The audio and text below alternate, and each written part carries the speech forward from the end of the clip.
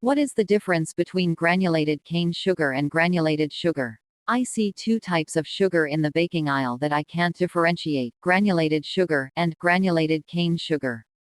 The latter is considerably more expensive. So, what is the difference between granulated cane sugar and this unspecified granulated sugar, and why would I want to choose one over the other?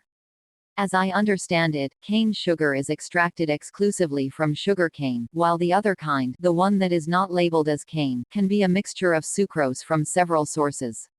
Is this difference enough to make one a better candidate when cooking, baking, sweetening tea, coffee? There is no real difference between types of granulated white sugar. The options you are likely to see are cane sugar and beet sugar.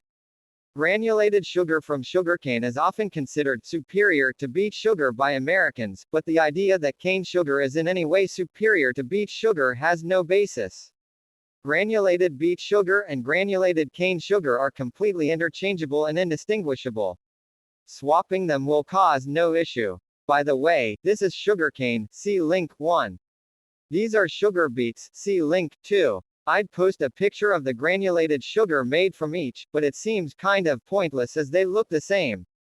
See link 3. On this question, almost an exact duplicate, some posters see a small difference. I never have. The difference between beet sugar and cane sugar, see link 4. Beet sugar is made from sugar beets, which in the US are often treated with pesticide that cane sugar is not.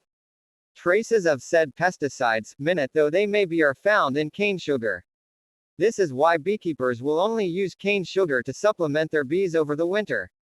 Beet sugar can contaminate the honey. Additionally, many beets are now GMO crops, while sugarcane is non-modified.